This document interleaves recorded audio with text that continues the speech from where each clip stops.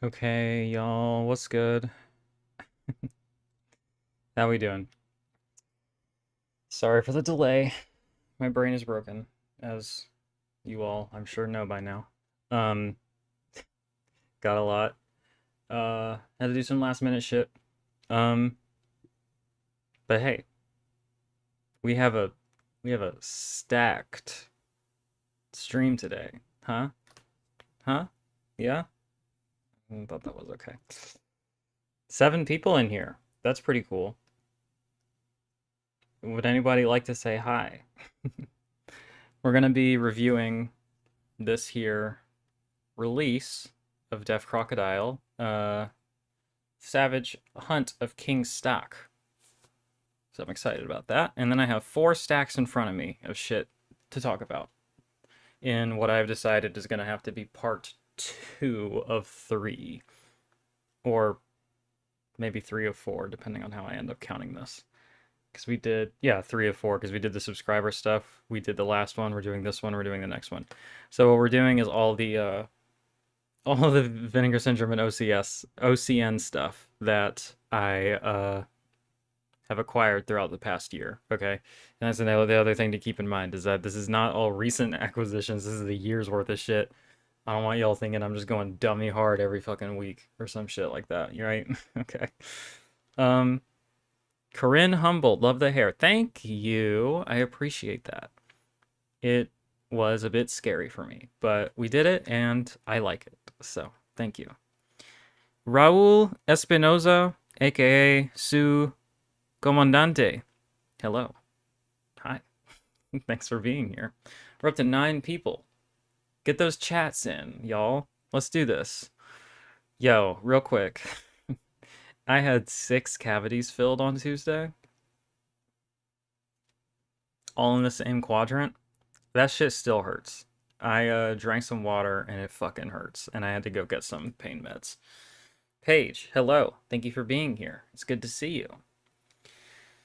So we're not going to be doing a letterbox recap today. I'm going to wait till next time to do the 2 weeks worth. Because we got the review to do and then the update, so.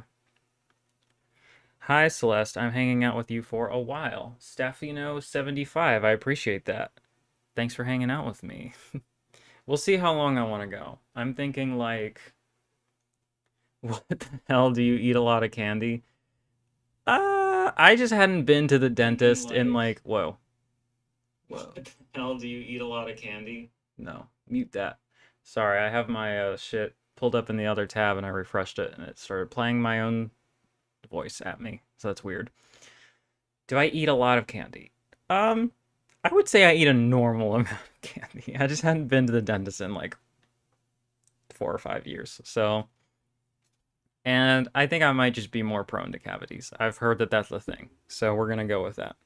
You know, the dentist did say, hey, you do a beautiful job brushing and flossing. You're doing an amazing job. And I'm like, well, thank you, but damn, you know? But that shit sucks. So, it is what it is. I've never gotten a Deaf Crocodile release, TBH. Well, you should get this one that we're going to talk about because it would be good for you and it would help me out. So, we'll get to it when we talk about it. 9-volt digital cinema. Hi, I actually made it to the stream on time. No shame in loving candy. Thank you. Thank you. We are encouraging Vice in this chat, and I appreciate that. That's good. You know, the truth of the matter is, I haven't always been as diligent about brushing and flossing as I am now. So, but I've got myself into a good habit of brushing, flossing, and mouthwash every day. So I'm hoping that this, plus the fact that I have it set up now to go to the dentist every 4 months, means that I will be not in this situation again. We'll see. We'll see, because that fucking, it just hurts right now, actively. Like, I drank water, and the water hit back there, and it fucking hurts. I still can't really eat on that side. And if it wasn't embarrassing enough, I have to go back on Tuesday. Oh, you know what? It was on Wednesday that I got these filled. Okay. And then it's on Tuesday. I gotta do 4 more in the other parts of my mouth. So, My teeth are just all pieces of shit, decaying, breaking down, the whole thing. Gotta visit the dentist once in a while because apparently it is good for your heart health and no bad breath. Good for your heart health. I wonder why that would be. That's not a that's not a rhetorical question. I am actually curious why that would be. I don't know. Everything's linked, right? I guess. I've wanted the Tamala 2010 release for a while. Yeah, it is. Yeah, that one looks like fun. We'll see if I can get my hands on that one. Well, you have a great smile. Thank you. That's very kind of you. I appreciate that. I am told that with some regularity, so I appreciate that. We got the VS shirt on today for our VS update and our Deaf Crocodile review. I don't have a Deaf Crocodile shirt, but I should. I should. I'm curious about Bill Plimpton. Yeah, I can go ahead and recommend for sure that the 3 Bill Plimpton releases that they have out, you should get, for sure. They're great. And if you haven't watched my interview that I did with him yet, you should go watch that, because it's pretty dope. And I'm proud of it. Let's see. Also, if y'all have not watched my Sinners review that I put up yesterday, my analysis, as it were, go do that. It is performing not as well as I had hoped, to be completely honest. But I have faith that it will perform better soon. I think it's just got to hit that algorithm, you know? It's not doing great, honestly, but it's a really good video. And if you've seen the film, you should watch it. And if you have not seen the film, you should go see the film and then watch my video, because it's awesome. And Michelle Kisner's in it, and she's the best. So check that shit out. I am gonna hold on.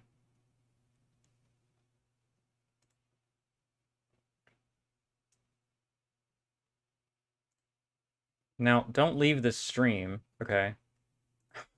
But go click on that video, hit the like button on it, and then add it to your watch later playlist. Do me a favor. Do me a solid. Are we getting choppy? The fucking goddamn computer getting choppy? Is there anything I can close? Let's try that. You know what? Let me put y'all in my ears too. Damn. So I can hear if anything comes through. We are connected. Hell yeah. All right. What else? What else? What else? What else?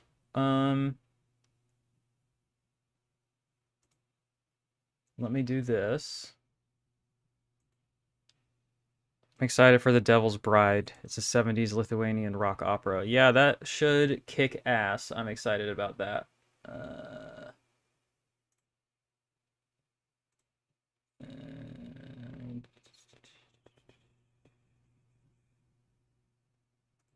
Okay, let's see. So let me type in my little plug thing here.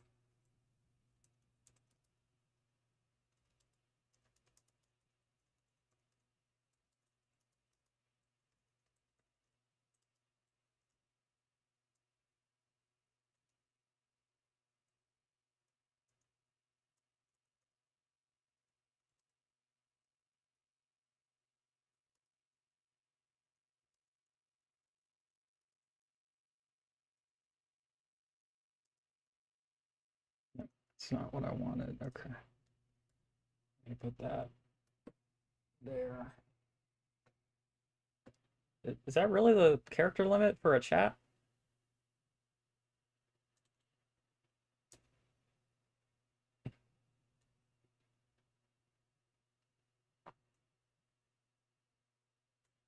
Damn it. This is a great radio, I know. Great TV.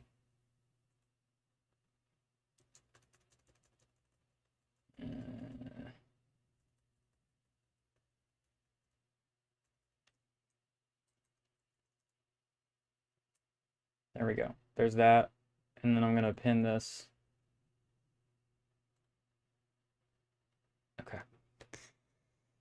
I loved the Golden Fern from Death Croc. I've not seen that one yet. I'll need to check that out. Steven, hello. Thank you for being here. Why are you winking at me? What's going on? What's going on there? Are you laughing at my inept typing abilities? What's going on there? Okay, now that I have the chat in there, I will say that we have our monthly goal still up. How do I do this without it sounding pathetic? I don't have a lot of money right now. I had to kind of switch up the way I pay rent, and I had a few bills hit all at once, and it's a whole thing. So I have like 20 bucks right now. So that's really cool. So any tips are greatly appreciated. And I am thinking about seeing Emperor tonight in DC. So if I could not put that on the credit card, that'd be dope. I have not decided yet because I gotta see what the tickets are at, if they are. Oh boy. I have a million messages. Okay, hold on. Let's see. Here. What are they going for now? $40. That's not bad. And over here, 44. Not too bad. Okay. Nothing. Things just feel dumb this weekend. I mean, yeah, that's just kind of how it is. Living in the US of A, right? Everything's kind of dumb. Okay. What are we doing? What am I doing here? Let me go over here so the lighting is better. Yeah, that's better. Okay. So, I guess I have been vamping enough. Oh, I guess while I'm housekeeping, everyone should hit the like button. That would be tight. I'm told I'm supposed to ask people to do that. I am sure it helps in some ways, right? Okay, let's see. So, I guess we can go ahead and pivot. We're a failed experiment. I think that that's accurate. Democracy is a failed experiment. Yeah. Let's go ahead and pivot to our review of our boys Def Croc, the Kings, Craig and Dennis over there. The Savage Hunt of King STAKH. So let me give you the this is the limited deluxe edition. So you have this spot gloss slip box. It's really gorgeous artwork. There you have your spine. And you have the back, which is also really pretty. Big fan of that. And it houses, so there's that guy. And then it houses your booklet, or I guess your book, your perfectly bound book, as they like to say. With 2 essays inside and some lovely pictures. The breeze there feels nice. And then you also have, this is what your standard edition is going to look like. I don't know if the standard edition has a truncated booklet or if it just has a QR code for the essays. That I'm actually not sure about. But there is your standard with all the shit on the back. And then right here, what I'm about to show you, maybe I shouldn't actually show it because I don't want to give away free shit. But let me cover it up. But it says, follow this QR code to access Jesus, transcribe bonus content. And there's also a link. So look at that. The absolute accessibility kings. This is like, I don't want to sound hyperbolic, but this is maybe the coolest thing I've ever seen in like any of these companies do, is put transcriptions of their special features online. for people to view and read and do with what they will. Like, that's so sick. Like, I don't know. You never see like subtitles on these things, and I get why. Like, they used to do that for Vinegar Syndrome. There used to be subtitles, and then they kind of stopped. And like, I get it. I get why.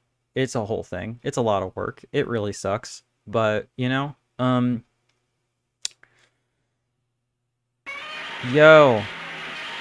thank you, Ragnar. I think, can I just call you Steven? I really appreciate that. Buckaroo Bonsai, hey, hey, hey now, don't be mean. We don't have to be mean, because remember, no matter where you go, there you are. I don't know what that means, but maybe I should Google it. All right, I'm Googling this shit. What is this? Oh.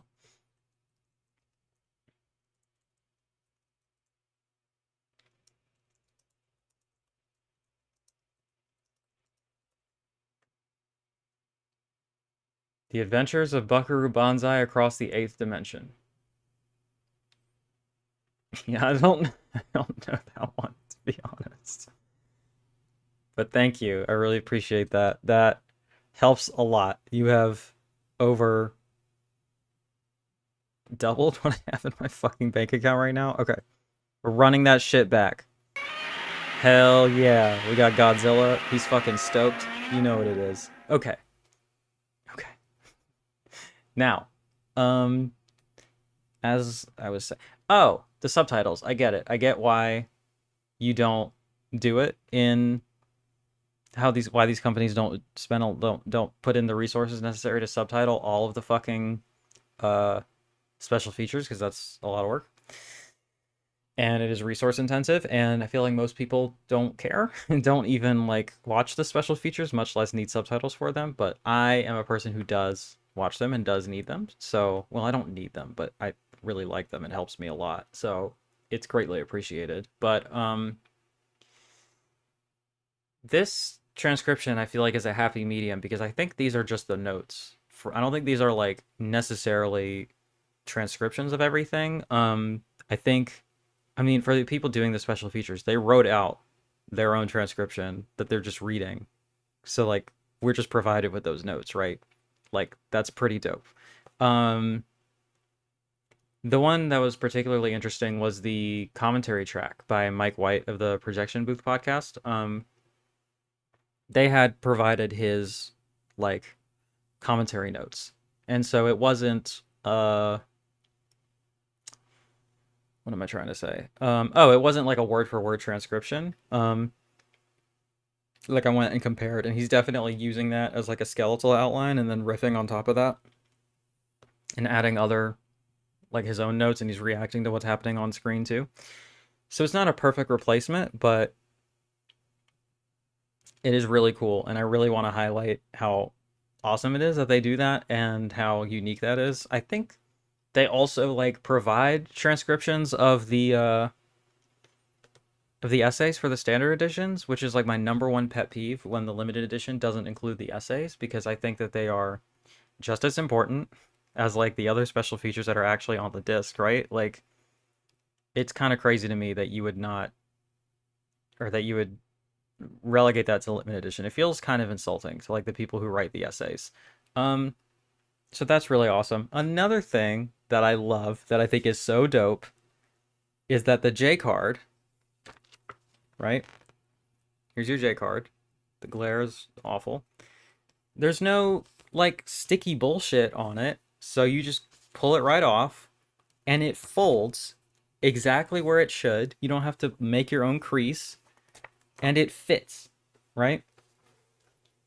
They have figured out my number one pet peeve of these fucking deluxe editions. Okay, so you put your booklet and your case in there, and it fits snugly like so. And then you take this guy, and I don't have to fight it really at all. I just stick that guy in there. Well, I'm like talking this big game, and now I'm struggling, but it was in there, I promise. Maybe it's easier if I do that first. Let me do that first, actually. I hope that this was comedic in some way. Yeah, okay. It fits perfectly. And then put that guy in, and then incredible. It all fits in there. Nothing had to be bent. Everything is still together. And I don't have to have the stupid J card on the thing, but I don't have to lose the information on it either. Unbelievable that it's taken that long for fucking some company to figure that out. Because with like the arrow, you like are pulling up artwork and shit, and then like you gotta bend it all weird, and like for some of these things, you just gotta throw it out or like put it aside. It's a goddamn nightmare. So yeah, I just want to say big ups to the Deaf Croc for this one. um, okay, so let's actually get into our review of the film itself. So I'm gonna do a quick little. Actually, let me read their copy to kind of sell you on it.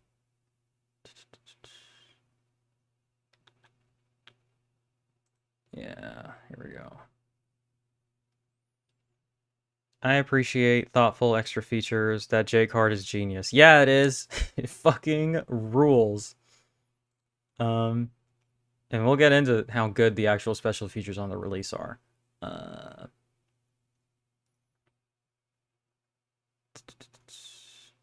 Where is it? God, I'm behind. Oh, I should say this at the jump. This was sent to me for review by Deaf Crocodile a long time ago. And then this was right after I talked about this already, but I want to just get it out there again. My life kind of took a big shit and was ruined for a bit and was awful for a bit, and I couldn't make any content. And then I thought that I was back into it and would be able to commit to review copies and that sort of thing, but I was wrong. So that is unfortunate. And then I just got really anxious about it and felt really guilty for not having it up on time, so it just kind of got on the back burner, and it wasn't relevant anymore, so it continued to be on the back burner. But I'm at a point now where content is being uploaded at a steady pace, which I hope you all have been appreciating. And so I feel like I'm in a position where I could do this now, should they choose to restart this partnership here. But in any case, that's my disclaimer, is that I didn't pay for this. So be aware of that. Hold on. There's something on my glasses. It's actually quite a bit of stuff on my glasses. That's unfortunate.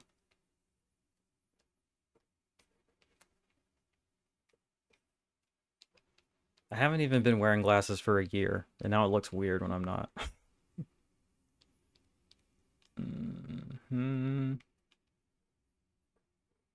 Okay. That is better. Okay. So let me read what it says on their site. Limited to 2,500 copies. The Savage Hunt of King STAKH, Dikaya Okhota Korolia STAKH, 1980, Belarus film, 126 minutes. Director, Valery Rubinshik. We have more ghosts than live people, murmurs the pale, haunted mistress of the mansion of Marsh Firs to a scholar of ancient folklore who has arrived at her castle to research the bloody legend of King STAKH, a murdered 15th century nobleman whose spirit supposedly thunders through the local woodlands. The Wild Hunt is a fixture of northern European folklore in which a sinister figure leads a chase, followed by ghostly companions. Part folk horror, part supernatural mystery, King STAKH is a melancholy, chilling mixture of Terry Gilliam, Italian Gothic horror, 1960s Hammer films, and The Wicker Man. And a major rediscovery for genre fans. The longer the young scholar stays in this mysterious house of shadow, gloom, madness, and death, the more strange and surreal the imagery becomes. A mad widow in a white wig, a man bleeding spontaneously from his skull, a dwarf hiding in a decayed doll's house, screeching ravens, and maniacal puppet shows based on the novel by Belarusian writer Uladzimir Karachkevich. The long unavailable King STAKH has recently been restored from the original film elements in its extended 125-minute director's cut by Deaf Crocodile and Seagull Films for its first ever U.S. release in Russian with English subtitles. So, if I'm remembering correctly, they had posted that they were sending out review copies of this, and I would just decided to be impulsive and be like, hey, Y'all want to start up a partnership here? Because I was like, if y'all are comparing this to The Wicker Man, if y'all are calling this a folk horror in the vein of The Wicker Man, that's like the perfect one for me to start on to like review for everybody because, that's my favorite film of all time. And anything like that at all is going to be up my alley, and I feel like I'm going to do a good job selling. So, with that all being said, I watched it last night. I watched half of it last night and the other half this morning. And the film is good. Let me just start there. I'm going to be heaping a lot of praise on this release for sure because I think they did an amazing job, and this um is one of the best releases of last year, I think. I haven't seen all of them obviously, but like it is like a top tier quality. I don't think you could ask for anything more. And they basically like unearthed, I think this film was lost or like completely unavailable in the States anyway, and like they made it such that we could see it, which is really fucking cool, you know? So like uh yeah, the main thing that I'll say about it that is just what I'm not going to be able to get around. While I'm going to praise the release, I have to be honest about how I felt about the film and how what the film did or did not do for me. And maybe because I was just expecting folk horror and I was expecting something like The Wicker Man, I was not like my expectations weren't properly calibrated. And even though those things are accurate, that is still true. Like the thing is, I'm not sure that I would sell it any differently, you know? Like because it is a folk horror film, more or less. It's debatable, honestly, if this is a horror film at all, but I get like it's brought up a lot in the special features like do we really even call this a horror movie? Like it is, but it isn't. Like it it's it's more like a gothic drama, I guess, with some horror elements. Um, but I guess the main thing is that this film is like incredibly slow. Um, like I fell asleep watching it last night, to be completely honest. And to be fair, I was very tired, so there's that. But like, I don't know. I'm trying to be honest and fair. Um, Page. I guess it has horror elements. Yeah, it does. Like there's definitely horror moments and it's definitely got that vibe, but it's horror in the way that like I think The Seventh Seal is horror. Like I don't think people generally consider that to be a horror film, but it definitely has those elements and it could fit comfortably in like a horror, I don't know, vibe, milieu kind of thing. Or at least I do.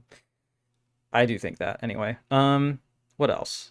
Uh yeah, so the film is just extremely slow. It's very lethargic, and there's not really much of a plot.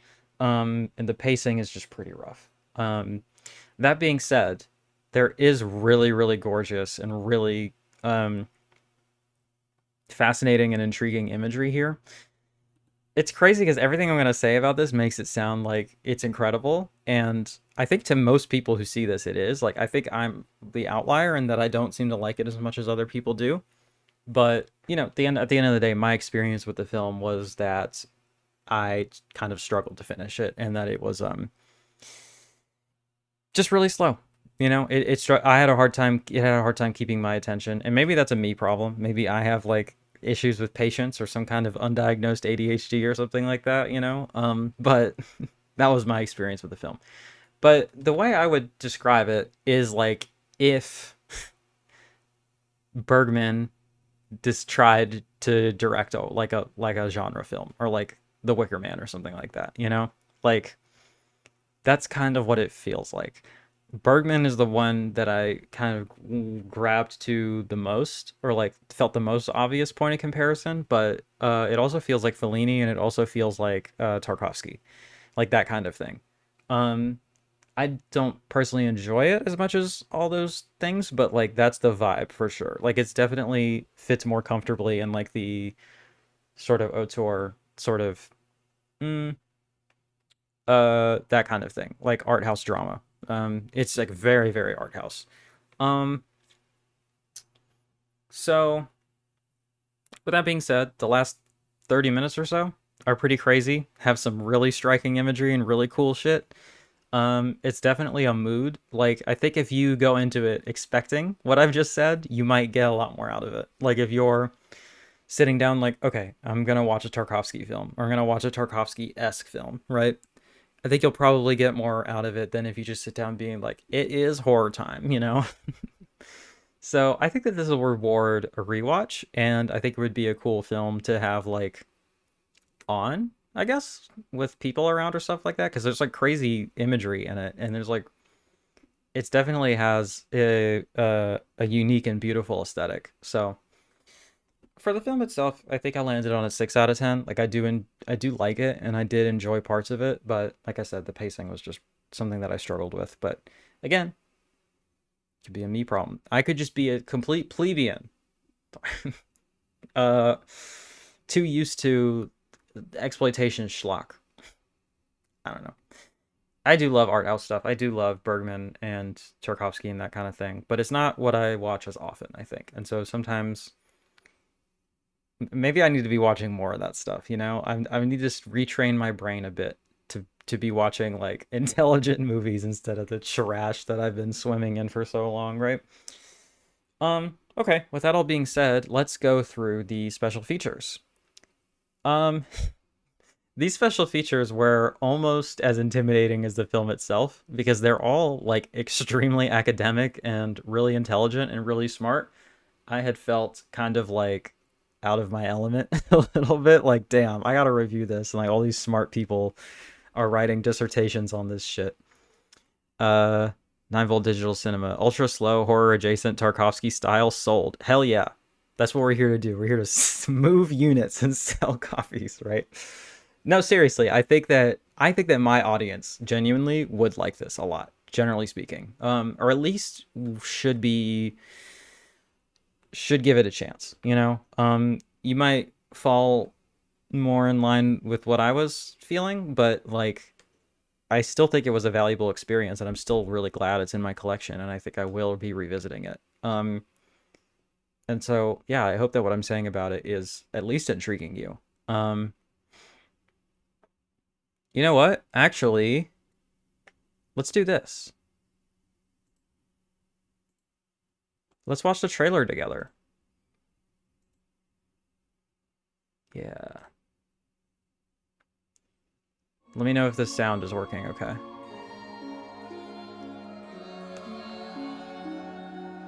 Меня зовут Андрей Белорецкий. Хозяйка болотных елей Надежда Иновская. Это страшный проклятый дом. Он высасывает из человека жизнь. Но убьет нас дикая охота короля Стаха. В свои права вступает смерть.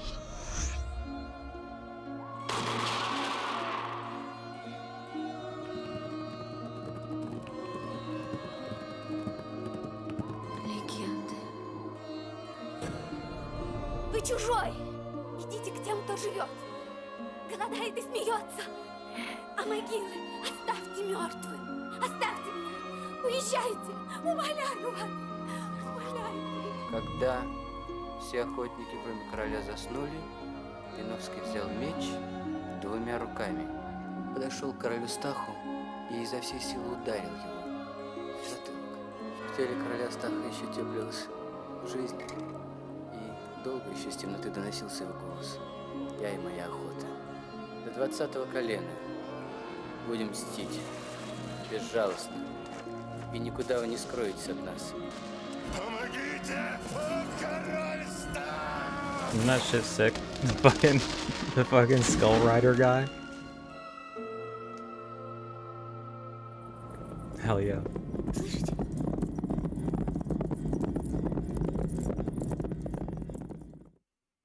Hell yeah. All right. I'm gonna hope that the sound worked on that. If I could get confirmation on that, that would be tight. All right, switching back over here. Cool. Yeah, this looks exactly my jam. Yeah, I think it probably will be. It did. Thank you, Val, and thank you for being here. I'm glad. Thank you for the confirmation. Okay, tight. So, yeah. 9 volt. From what I know about you specifically, I think you will love this. Okay, so let's go through the special features. So there's a video introduction by Kilo Janice, who is the director of the Woodlands Dark and Days Bewitched History of Folk Horror documentary, and the curator of many of Severin's box sets, including the 2 folk horror sets. So yeah, it's like 13 minutes, and it is again like extremely academic and like just extremely intelligent. She's the best. Like, she's just so smart that it's like she's like one of these people, like it's like her and Sam Deegan and a few others that are like, oh, I'm like actually like kind of genuinely intimidated by like how intelligent and how smart you are. Like there's no shot for me to be at that level doing this thing, you know. And she's just an excellent historian, you know. Anyway, she's awesome. She's great. Check that out. And as far as there's no spoilers, so actually it might help you because this is a deeply, deeply political film. It's definitely talking because it's a film from Belarus, but was produced during the USSR. So, you know, quick history lesson: Belarus was taken in as part of the USSR, and so was like kind of subjected to like Russification, where they were encouraged and in some instances forced to like speak Russian and adopt Russian culture and practices and this, that, and the other, right? And so, yeah, there was definitely like a death of their own culture, and when they became their own nation again, you know, they could, that kind of was retrieved of it, but this was made in the middle of that, like in the middle of the Soviet period of their history. And so these ghosts and these folklore type legends that are being explored here are kind of like placeholders, or kind of like metaphors for like the Belarusian culture before the USSR. And there's a lot of political shit going on that I think like actual scholars and historians of Eastern European and Russian history could get more out of. And the people in the special features clearly know more about it than I do, right? And so she gets into that. And so I think that would actually help in contextualizing the film before you actually watch it, if you watch her introduction first. Because a lot of times you see video introduction and you're like, okay, and then you watch it and they fucking spoil the film. And it's like, well, you're supposed to be introducing it, not analyzing it, right? Like after the fact. Anyway. New essay by film critic Walter Shaw. Jesus Christ. Okay, it says deluxe edition exclusive. So maybe the standard editions don't have the QR code with the essays. I'll have to ask them about that and confirm. I'll put it in the comments when I clip this video, what answer I get back on that. I had heard, so I listened to the Deaf Crocodile podcast, and every episode they talk about how amazing Walter Shaw is and how he's like the best film critic and everything. Another thing I listened to is the Unsung Horrors episode on this film, where they had Craig and Dennis from Deaf Crocodile on to talk about it. That's a great episode, and that's a great show, by the way. If you need film podcast recommendations, go listen to Unsung Horrors. I have been featured on it a couple times on their Blu-ray wishlist episodes. God damn, dude, this fucking essay, like, I know that the hype was high for like how good his writing is, but it was like immediately I started reading this and I was like, oh yeah, this guy's like on a different level. Like, this dude is unreal. And I don't know, there are certain writers, there are certain things that you read where you just finish a sentence and you're just like, Jesus Christ, how does a human being compose a sentence like that? And it just like blows you away. And that happened like 3 times reading this essay. It's so fucking good. So for that reason alone, and for this beautiful slipcase, you should prioritize the limited edition while you can. I'll go ahead and drop the link in the chat, actually. Y'all should buy this. you watching live or you watching the replay or you watching the clip that I'm going to pull out of this video should buy this and tell them that I sent you or that you got it off of my recommendation, and that would help me out in being able to do more of these segments for you in the future. What else? New essay by film historian and professor Peter Rollberg. This was also excellent. It was definitely more academic. Like Walter's essay is more emotional and more analytical, and this one's more academic, but you still get a lot out of it, and it's still excellent. I think it's longer too, so there's that. New The Wild Wild Hunt of King STAKH, new video essay by film historian Evan Chester. This was really good. It also gets into more of the themes. It's more of an analytical thing. Talks about its place in the folk horror genre, talks about its place in Belarusian history, kind of analyzes how he interprets the ending, which I would agree with, but I won't talk about here so as to not spoil it. Yeah, another thing, the two films that came up the most are Don't Look Now and The Wicker Man in terms of like points of comparison. Don't Look Now, I guess I see in sort of the visual style, but it really is like kind of shockingly similar in like what is the word I'm looking for? Like structure. The way it's structured is so similar to The Wicker Man. So I think that is an apt comparison. New commentary track by comics artist, film historian, and author Stephen R. Bissett. This one was decent. It's very maybe not academic is the word, but it's very like informative. It's a lot of like, hey, let me tell you about all the actors and what they've been in and like their history, the history of the film, the history of the director, that kind of thing. It was a lot of that. And then the commentary track that I preferred was the one by Mike White of The Projection Booth, which is a great podcast that you should be listening to, by the way, if you haven't yet. His like, again, I was reading the transcript that was provided, and his shit, I mean, it's straight up like a scholarly work that he's provided here. Like, it is so good. And again, kind of intimidating in how academic it is, right? Like, Jesus Christ.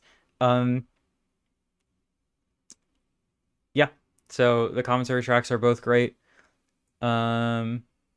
And the transfer looks really good too. Like, there's a little disclaimer that's like, you might like, this is the only existing film element, so you might see it like dip in and out of quality, but just be patient with us, you know, like this was the best available materials and we did our best.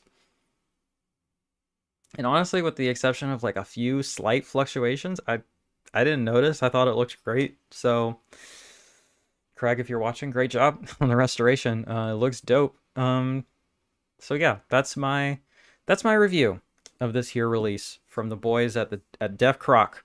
Beautiful artwork. Oh, new slipcase artwork by David Mack on the deluxe. So shout out to you, David Mack. And then the graphic design, which I think is the interior artwork, and the booklet is Beth Morris, who is one of the goats in this space. So this artwork here. Yeah, which is very simple but very effective. I dig that. That's my review. Go pick it up. Tell them I sent you. That would be sick. It's going right now for $33.95, which I think is reasonable for what you're getting. And yeah, so that's that. Let me know, and let them know if you end up getting it based on my review, because that would be cool for me to know, and I would appreciate it. And when you watch it, let me know what you think. Okay, so that's the end of the A segment of the stream today. Next, we're going to get into these 4 stacks of Blu-rays that are in front of me, doing a little update situation. But before we do that, I will let chats roll in. And then we'll take a quick break, a little intermission, and then we'll be back with that. So if anybody has anything to say, speak now. Or type it in the chat while I'm gone, because we're going to take a little break. Okay. See y'all in like a few minutes.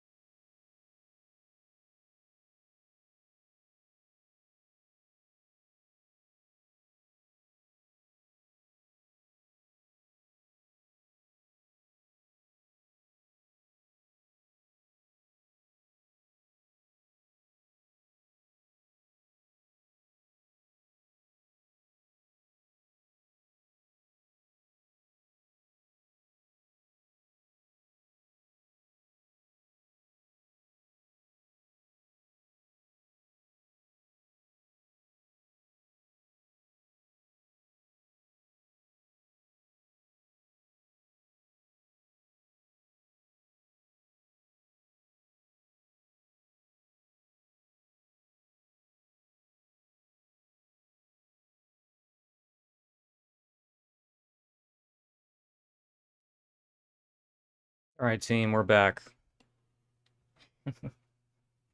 Thanks for waiting. I see that most of y'all stuck around, which is pretty cool. Caveman, thanks for being here and for the compliment. Everyone, please hit the like button. I agree. Get on that shit. Caveman said so. And I see we're 11% of the way to our tip goal for the month of May, and it is the 11th. So assuming that there are 100 days in May, we are on track, which is pretty cool, right? Okay, first thing in the update, this is a little addendum to the subscriber unboxings because my friend Ingrid Francesca, who is, I believe, a patron and a pal, sent me something off of my Amazon wishlist. So the first thing to update here is this new 4K of Zodiac. This is a film that I like a lot, and I am excited because it has a new restoration, I believe, and I will be checking this out promptly. So thank you, Ingrid, if you are watching live or on the replay. I really appreciate it. You're the best. Oh, I guess to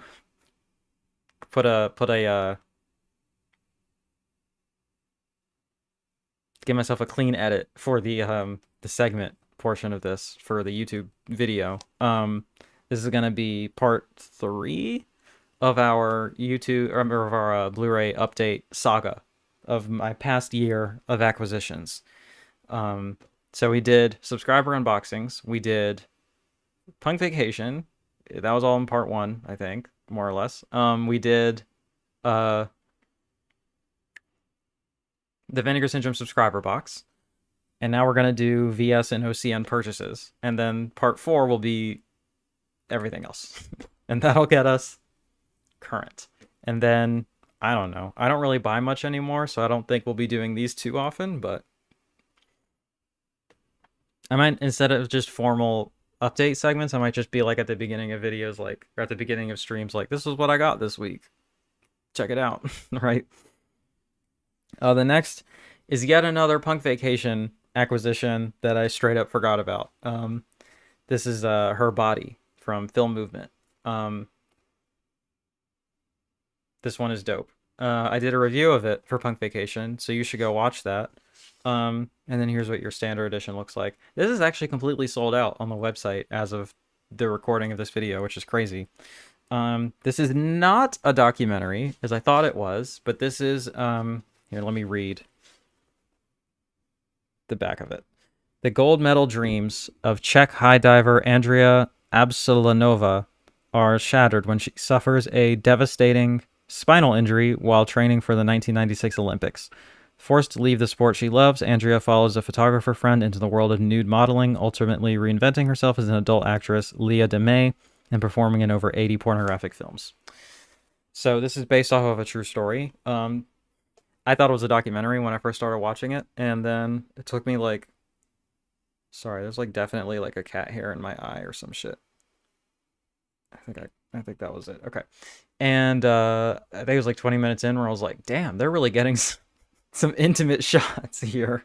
Real fly on the wall stuff here. I was like, oh no, this is scripted. This is definitely not a documentary.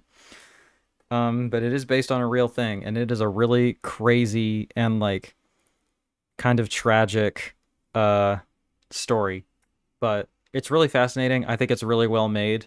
Hold on, let me answer my friend real quick. I'm helping them with the Plex server thing.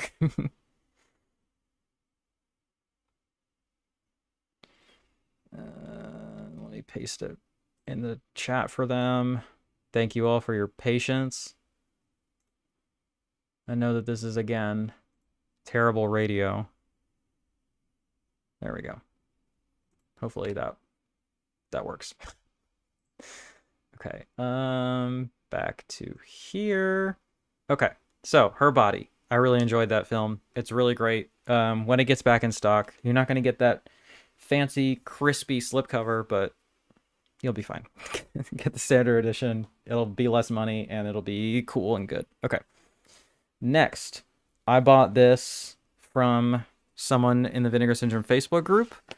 She was selling a bundle of films or a bunch of them, and I went ahead and purchased 3 that I wanted. So they are A Woman's Torment. Her name was Lisa. And Good Luck, Miss Wyckoff. The clear case, because I know that this is from the days when they were doing blue cases. So thankfully I was not afflicted with a blue case that I would have to replace. I've not seen this one yet, although I hear really good things about it. I think that this is like a triple disc combo pack, includes a Blu-ray, DVD, and soundtrack CD. Okay.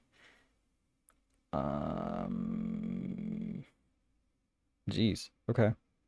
This is apparently like an artsier thing, like a more prestigious film in their catalog. So I'm excited to check this out, and I like this artwork. Is it reversible? There is not. This is early shit. If you're still around, let's check in. Say hi. My chat refreshed on the screen over here, so I have no chats. Fill up my chat. Next is A Woman's Torment, a film by Roberta Findlay. This is like advertised as her. I keep on getting AI ads. RIP. What specifically, like what AI is being advertised for you? Oh, wait. Is it an advertisement for AI products, or is it advertisements for like toilet paper and shit, but it's clearly made with AI? I'm curious. Generative AI. So like the ads themselves, it's for generative AI. Okay, I understand. That's annoying. Yeah, that's a complex subject. Touchy subject for a lot of people. I'm still generating, fully fleshing out my thoughts on AI. But I think it's nuanced. I think it's complicated. I don't think it's like wholly evil, soul-rotting shit, but I also think it's a problem. And there's a lot of ethical implications and a lot of growing pains that need to be worked out, because it's currently in a pretty bad spot for a lot of different reasons. Anyway, that's my short take on AI, but I think generative AI is the worst of it. Like generating like pictures. Yeah, I mean, honestly, I just think it's hideous. I think like the arguments around like the environmental impacts, the arguments around the ethics of like copyright shit, and the arguments around like whether or not it's real art, I think all of those are pretty nuanced. At the end of the day, I just think it's hideous. So that's my main issue with it, is aesthetically it's trash and contributing not much new, but I guess is appealing to like the worst people. So there's that. Ooh, I forgot this. Look at that cover art. That's sick. No, and there's your back artwork. This is Haunt Love, or it's gotta be. I mean, I could just recognize this shit. I think the reversible art for it is pretty good too. I remember I kind of struggled to pick one. I like that too, but I think this is the one that is correct. It's a complex subject for sure. Yeah. So this was advertised to me as being like really fucked up and like not like working like not just as like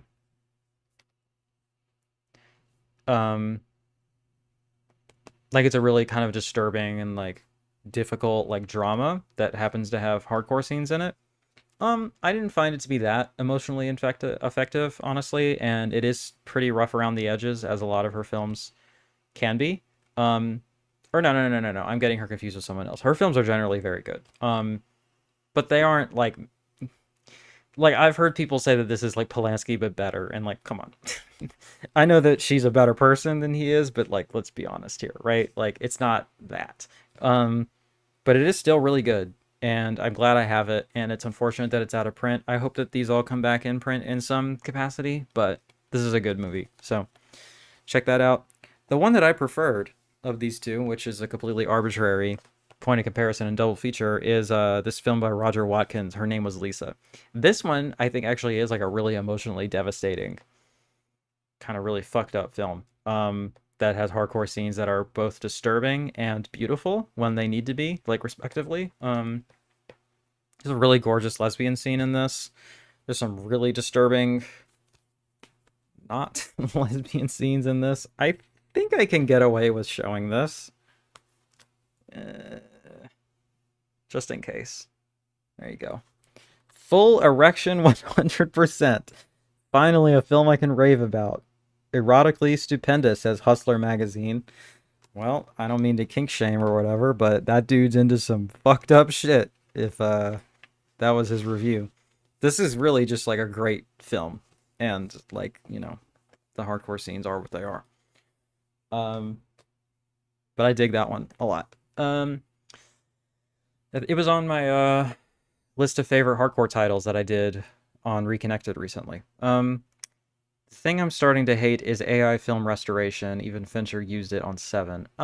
Yeah, I've heard some controversy about that. I know that in a lot of instances it's just kind of a tool to like expedite the more like busy work or tedious aspects of it. And in other instances it's like corner cutting. I think it was I Love Lucy and Jaws 3 that had like some really heinous shit that was clearly not QC'd. So like again, I think as a tool it's probably fine, but like there still needs we're not at the point yet where we can completely remove the human element, and like we can't have people like overseeing every step of this process to make sure that like that horrific shit doesn't happen. There's so many goddamn restoration controversies every week. I don't remember what the issue with 7 was, or if it ended up like working out, or like if it ended up being fine. I think generally speaking the 4K is still recommended, so I'll probably get it. I know James Cameron has used it for less than ideal purposes. But like he got the result he wanted out of it. So I don't know that it was AI's fault. It was more like James Cameron wants his films to look like dog shit. And he gets what he wants. I don't know. Whatever. It's a whole thing. That's a whole can of worms. The restoration stuff, right?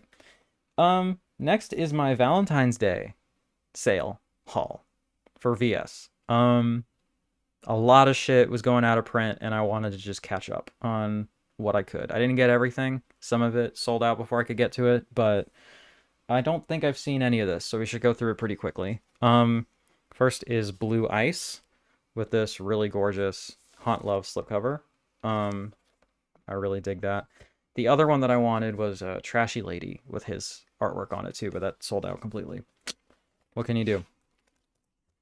I've not taken this out of the plastic yet, but it's cool artwork. I think this is like about police or something. And I see there's a dude in chains. A sex adventure that will melt the screen. Okay. We'll see. Oh, I have seen this one.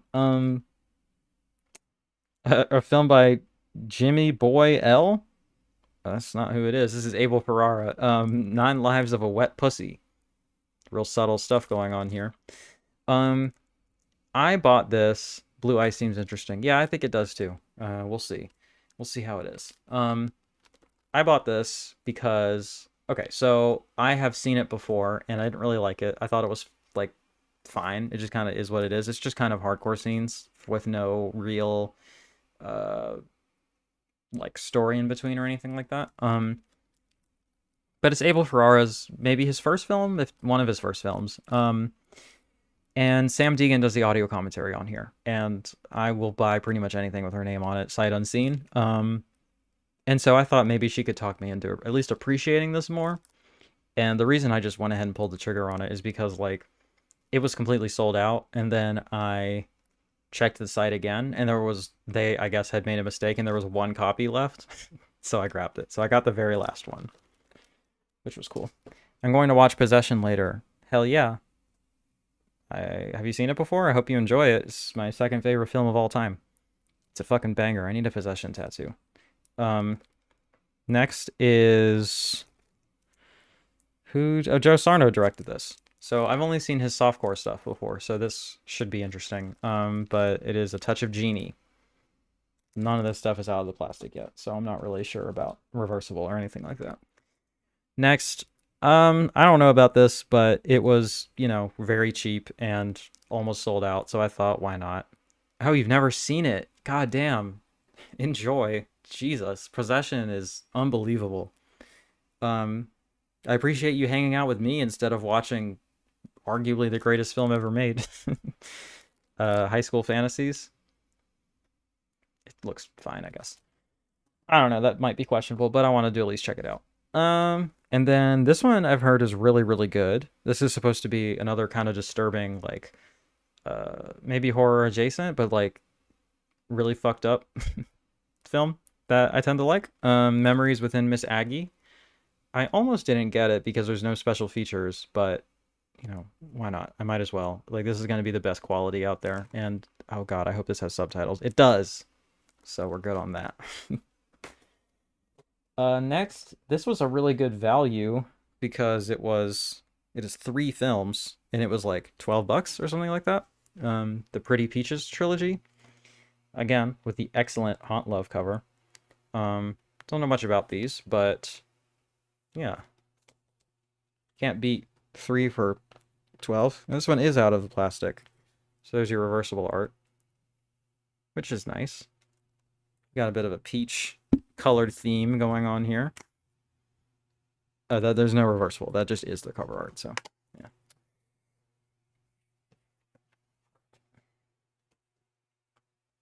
And then we have a double feature. This was part of their warehouse finds, where stuff that was out of print they found and then had it on sale. This is a double feature of I Like to Watch, Hey, Me Too, and Sorority Sweethearts. So, who directed this? Paul Vitelli. I feel like there was a reason I picked this up. Maybe it was just because it was previously out of print and I wanted to scoop it. So, there's those. I don't know anything about it, but there it is. It's not Picorama. It's just regular old VS, but there is reversible art, which is cool, and I can show here, which is nice. The goddamn glare, but there you go. And then the last of this stack, the last of my haul for the Valentine's Day sale is Indecent Exposure. Some women pose for profit, others do it for pleasure.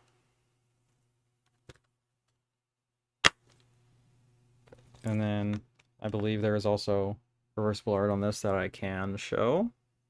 Yeah. How often do you actually take advantage of the reversible art? Anytime that I like it better. Oh, let me say, if there's a slipcover on it, and the slipcover art and the regular art are exactly the same, I always reverse it. 100% of the time, because it's different artwork. I might as well. If it's just a standard, then I will just pick whichever one I like better. So I would say most of the time, I do utilize it. I'm a big fan of reversible art. I like options, you know? Okay, next is... Hold on. Reorganize a little bit here. I think that's all of it. Let's see.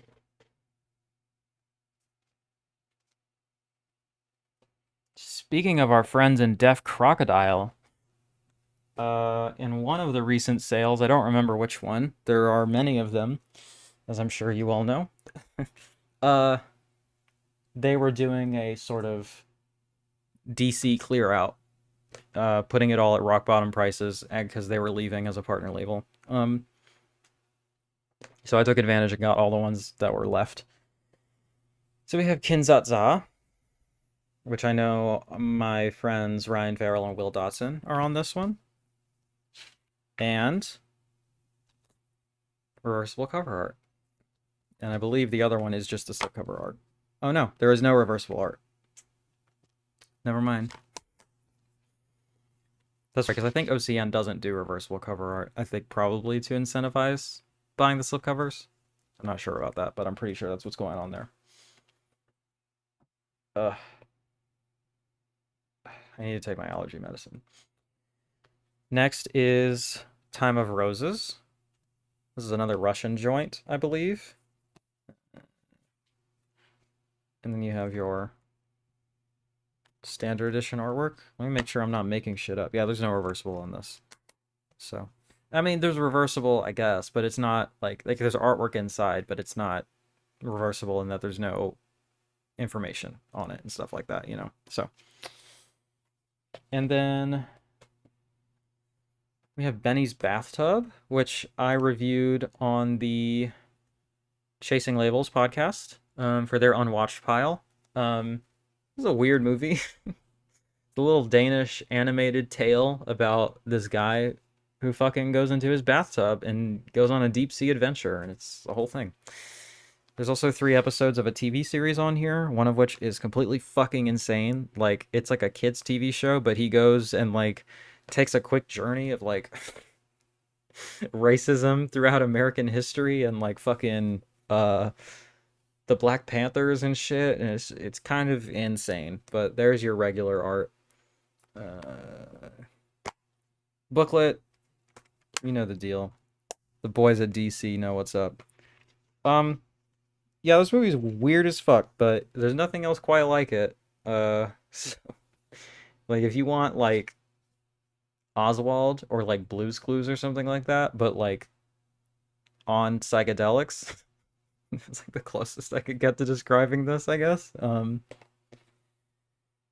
Okay, more Russian stuff. A lot of the Bleeding Skull releases have reversible cover art. We're going to be coming up on one of those soon, so I'll have to double check that. But that's cool. So I guess, yeah, it's up to them. Assassin of the Tsar. This has Malcolm McDowell in it, which is pretty cool. Have not yet given this a viewing, but there's your artwork again. Does Sam Deegan have something on this? Yep, she has a commentary track on here. Hell yeah. Yeah, these are all like $10. So, and then we have Bubble Bath, which is different than Benny's Bathtub, but the Deaf Crocodile Bath double feature is a thing that you could do. So, yeah, this looks weird as fuck. I'm into this. Looks cool to me.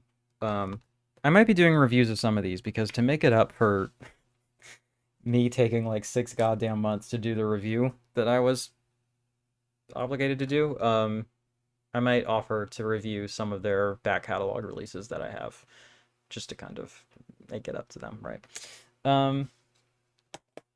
Okay. And then we have, speaking of Bleeding Skull, this is their second release. I'm really interested in seeing more Eastern European Soviet cinema. I gotta get some of these. Yeah, dude, the fucking Deaf Crocodile, like, that was their specialty early on for sure. But also Mosfilm, because they are socialists of sorts. All of their shit is available on YouTube for free in high definition restored versions. So, like, you still want to get the DC releases for all the features and the extra bit of restoration, I guess, but it's all there. Which is pretty cool. Okay, this is their second release, I believe. Bleeding Skull, The Other Dimension, and the films of Fabio Salerno. Big fan of this release. I actually watched all of it. There are like 2 features and 10 short films on here, which is kind of fucking insane. There you have this. And then, let's see. Were you right? Nah, there's no reversible art on this one. Unfortunate. But, let's see. We have Disc 1, the features. Preserved from the only 16mm film elements in existence. The Other Dimension, 1992, 78 minutes, and Deep Night, 1991, 69 minutes. Plus, Fabio, a 48-minute documentary, and The Making of Deep Night, a 69-minute archival documentary. This thing is fucking stacked, bro. Like, these 2 features... okay, so let me just read their description real quick. Closing the gap between dreams and reality, Fabio Salerno's films are the missing link between Dario Argento and George and Mike Kuchar. I would say that that's accurate. The Other Dimension in the films of Fabio Salerno is a 2-disc set that presents the late Salerno's complete filmography for the first time in North America. From the accomplished anthology The Other Dimension to the fan favorite short Arpy, these DIY art house horror films from Italy are true discoveries for adventurous horror heads. I would co-sign pretty much all of that. There's 441 minutes of content on this, which is crazy. Or at least that's just the films. That's not including the supplements, I think. So that's pretty insane. But in any case, what was I talking about? I know Disembodied and Cannibal Orgy at least have reversible cover art. Well, that's cool. I'm glad that they started incorporating that. I'd have to check my Blonde Death, but I don't remember, to be honest. So, not sure about that. But, what the fuck was I saying? Okay, so this dude, he literally calls himself Fabio Argento. Like, that's how much the influences are on his sleeve, but I dig it. These are very, like, homemade, the shorts especially, but the features are pretty competently put together. They're pretty grimy and nasty, and I dig them quite a bit. My one caveat is I think that this guy clearly has some issues with women that he's working out on these films, but, you know, what horror director isn't working out? What male horror director isn't working out his issues with women on screen to some extent, right? In the fucking Shrouds, in my Shrouds review, I talk about how fucking David Cronenberg is still doing that through his work, right? And then the shorts. We have preserved from the best available VHS and digital masters as film elements are lost, Italian language with newly created English subtitles, or partial English subtitles due to audio elements. That's how fucking down and dirty this shit is. They can't even fully subtitle it, because all they have is a fucking VHS, and they can't transcribe all of it. RP from 87, Ultra Tumba from 87, Mezzanotte from 86, and Extra Sensoria from 85, Tres Sagome and Nero from 85, Vampiri from 85, Incubo from 84, Notte from 83, Cadaveri from 82, La Paura Esista Hia, Un Natal Rosso Sangue from 81, Magic from 81, El Signora del 5 Piano from 81. They probably butchered all of that. The Making of Ultra Tumba, a 12-minute archival documentary, and a commentary track on Magic. So this shit is stacked. I went through all of this a while ago, so they're not fresh in my mind, but I do recommend this release, and I do enjoy it. So check that shit out. Next, I bought this because it was about to sell out, and I wasn't sure how much I wanted to be complete on this line, but this is Red Rock West, one of my least favorite titles because it is a really brutal tongue twister. But yeah, Cinematograph does good shit. Okay, it's got Nicolas Cage and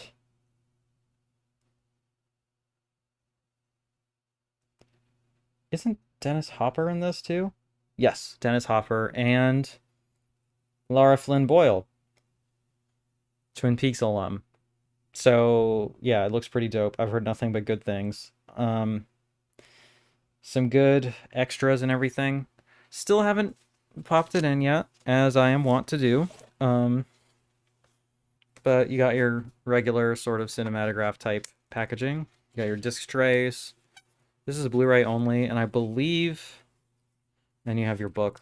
Somebody, maybe Umbrella, decided to do this in 4K. And I'll just say, Justin Liberty, who, if you don't know, is the head of operations over at OCN and is the lead, is the guy, the man behind this entire Cinematograph project. He is a huge proponent of 4K, and if this needed to be in 4K, or if it made sense for this to be in 4K, he would have done it. So the fact that it's not tells me that it doesn't need to be. So that's just my take. But I would grab the standard edition of this, probably, over that 4K, honestly. So, but I heard that they have different features too. So you know what? Do whatever you want. I'm not your mom. It is Mother's Day. By the way, happy Mother's Day to any moms in the chat. Shout out. If you have any moms in here, drop it. Drop your name in the chat if you're a mom in chat. We love moms. When you get to it, I'd love to see you review Red Rock West. Maybe I will. Maybe I will. Nope. We got a nope. That's all, huh? Okay.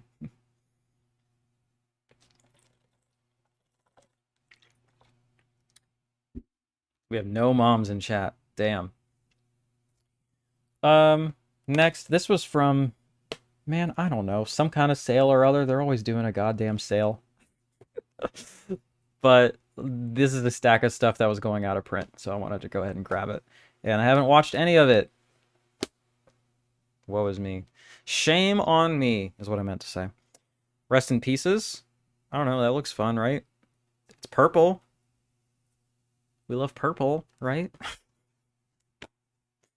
The reversible art is not purple, but it's kind of fun. Like, that's some dumb shit right there. I'm into that, but, you know, I like this art better, so. I don't know, this is definitely, like, comfort food for me. Like a dumb fucking, is this 80s? 80s, 87? Hell yeah. Dumb 80s horror movie. That's like peak shit right there. Pandemonium. I heard that this was decent. I think this is like a horror comedy, so it's definitely gonna be riskier for me, but you know, if it's out of print, it should hold its value and I should be able to get rid of it. Oh man. They did this movie a favor with their art, because this is the reversible, which makes it kind of look like trash to me, honestly. Finally, a movie that is totally taste-free. And then you got like a horse, and then you got a girl with her titties over the banner. You have another girl with her titties over the banner. Yeah, I see what we're doing here. We'll see about this one. Pandemonium is like Naked Gun and Airplane, but horror. Well, you know what? I like those movies, so hopefully it works. Comedy is just so subjective and so hit or miss for me, you know? So it's kind of a whole thing. Okay. Next is Shot. It says the first full-length motion picture produced at the University of Illinois. Okay. Thud-filled. 47 thuds appear in the soundtrack. Okay. Destructive. 5 gates, 2 bottles, 1 traffic radar set, numerous human beings, and 1 dog are waxed. Okay. Then you got a dude getting his head blown off and a dude getting punched in the face. I'm self-serving. I'm not sure what that means, but good for you. This is a dual format. Maybe I should send out these DVDs or something. I'm not going to use them, but it would also bother me to have it missing, I think. You have the reversible, which is pretty cool. I like that, but I like this better, so we're going to keep that. And then, finally, of the OOP selections, you have Dominic. Or Dominique. Dominique, pretty sure, yeah. You have a noose. You got a creepy guy. You got a lady. I'm into all that, you know? More purple. Okay. And then what does our reversible look like? Dominique is dead, or is she? I'm gonna guess not. It's kind of boring, yeah. But I like this illustration here. It is a vibe, so. I remember I didn't get everything that was going out of print. There was some kind of research that went into these that I decided it was worth whatever cost incurred. And I think I just scratched this disc, which is fucked up because I haven't even watched it yet. Let's see. Should be, it's probably fine. I forgot to promote this stream in our Discord, but if you want to be part of an inclusive and fun-filled film community, sign up on patreon.com/Celeste de la Cabra and join our Discord. It's pretty cool. Next, from AGFA, our friends at AGFA, we have Sex Demon and Other Hauntings. Take off on Exorcist, X in blood-bathing color.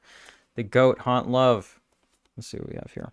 The new Ramrod Male Theater, located west of Broadway on 49th Street, presents the newest and best of daring male erotica. World premiere now. Grab onto your seats and experience Sex Demon. You'll never forget it. It's a treat. Visit the stud room. Not even an exorcist could help. Starring a cast of all New York boys, featuring Steve Spahn, Jeff Fuller in color. The new 49th Street Male Theater, 210 West 49th Street off Broadway. There's a fucking address on here, so maybe we should take a field trip. I'm going to Google that. Let's see what that is now. Anyway, Steve Spahn is featured in this month's Mandate. That's so sick. Okay. I'm looking up this address to see if it is still an all-male porno theater. Place your bets. 210 West 49th Street. Let's see how devastating gentrification has been here. New York City. 245 9382. Encore Community Services.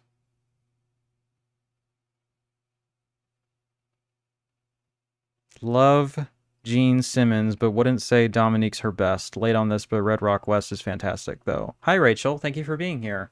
I also saw on my phone, I think this is you, Rachel pledged to Patreon. Thank you. I appreciate that a lot. You'll be thanked formally in the credits of my next video. Oh, so that's what they mean by off-Broadway. Yeah, I guess so. Let's see. What is it? Partial match. 210 West 49th Street. Look it up on Google Maps. What is it? Ambassador, Chicago. It's still a theater, I think. Here, let me pull it over here, and then oh shit. We didn't lose my stream, did we? No, we're good? Okay, tight. Let's let's go over here. That's what it looks like now. Looks like it's still some kind of theater. So that's fun. Okay.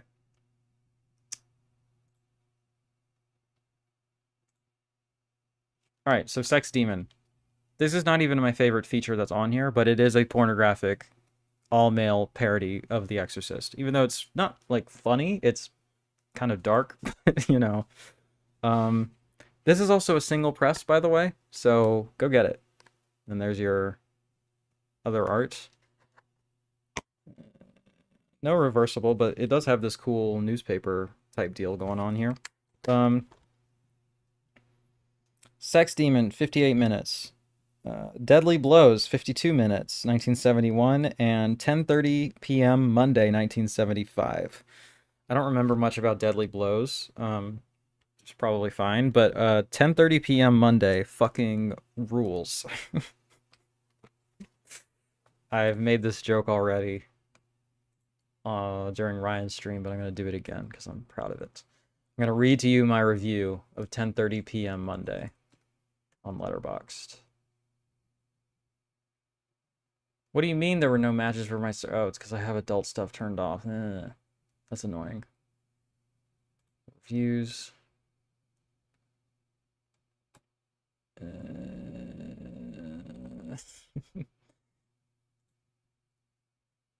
Review popularity, maybe? Damn it. Alright, whatever. I'll just go find it somewhere. It's gonna be worth it, I promise. I write too many reviews. Let me just find it. Come on. Come on. Now it's so hyped up.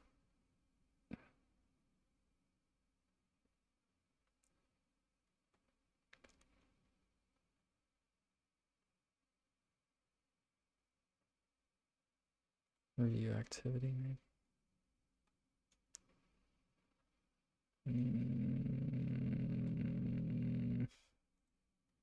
I'm losing people for sure. But I have to find it. Hell yeah, I found it. All right.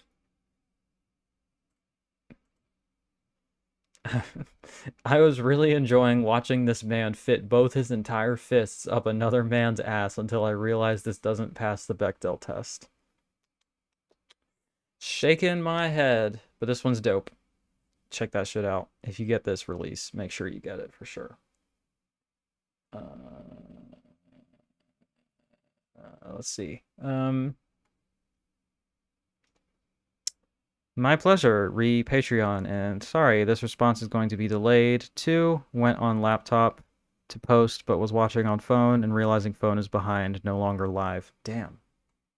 It's okay. There can be a bit of a delay. Could be kind of exciting, right? Something like that. Yo, every time I watch vintage gay porn, I am made aware of the new limits of what a man can do to another man's ass. Double fisting is not something I had really thought possible, if I'm being honest, but I saw it with my own eyes. So it is on celluloid here.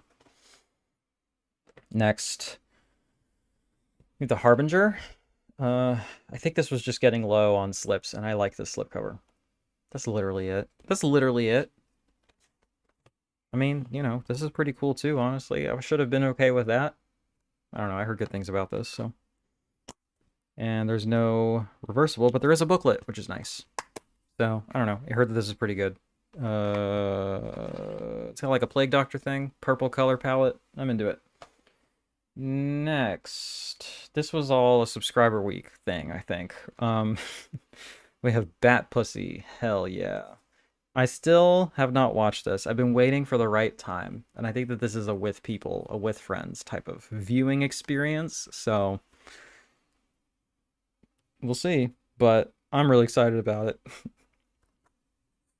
As far as I'm aware, this was a previously lost film, and we still don't know who directed it, or even most of the people who are in it. I've made to believe that it's a fairly singular experience. Let's see, there's a commentary, super smut shorts from Bat Pussy HQ, including Batty Man and Robin meet Dick Nose, and a trip to the storefront theater. And more. Bonus movie, Robot Love Slaves. Crime smut trailers from Bat Pussy HQ. And a booklet. I mean, this shit is stacked, bro. Like, hell yeah. I'm looking forward to it. Okay. Next. Schizoid and X-Ray.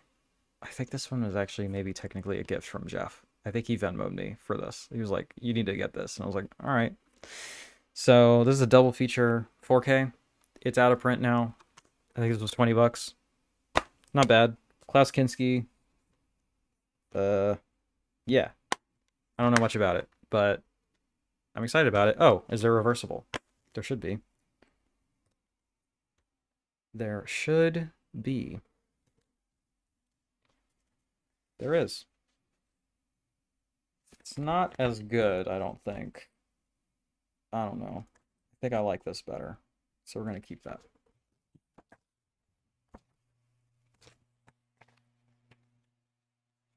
It's harder to put back these inserts in the 4K cases because they're not transparent. It's not like hard, but it's harder. Okay. Next we have The Cellar. I just really dig this cover art, honestly. It's intriguing to me, and I don't know, I don't hear the best things about it, but I think it's like regional homegrown shit, which I always at least think is charming. And then we do have reversible. It's not as good, but it is intriguing nonetheless. So this feels like a Vinegar Syndrome bread and butter type of thing. So excited about that. Next we have from Saturn's Core, Shatter Dead. I think that this has some hardcore scenes in it too. God hates you is the tagline for this film. Hell yeah. The new zombie world created by director Scooter McCrae is relentlessly depressing and a gorehound's feast. I mean, sounds good to me. This SOV shit should be pretty nasty. I'm into that. Oh, this one. Friend of the show, Alistair Dyson, um, sent me a Vinegar Syndrome gift card for my birthday or Christmas or something. And so this didn't cover all of this, but I utilized it for this Poetry of Lee Chang-dong set from Film Movement Classics. Yeah, because it was getting low on stock counts, and I don't really care about the box, even though the box is really nice. It is really good artwork. It's way better than the standard, but the booklet with the essays in it are exclusive to the limited edition, so gotta do what you gotta do. Corian Humboldt, I'm glad you're still here. Thank you. Just watched Scooter McRae's Black Eyed Susan. Nasty. Yeah, I heard it's pretty good. That's his newest one. So it contains the films Greenfish, Oasis, Peppermint Candy, and Poetry. And Corinne says that Oasis is a masterpiece. So I gotta be honest, I don't like this artwork, so I'm also glad that I have the slipcase, but I mainly bought it for the booklet. And I think that on sale this was pretty reasonable for 4 films and the case and everything like that, so I'm looking forward to it. Next, Fun City Editions was doing some clear out stuff, so hold on.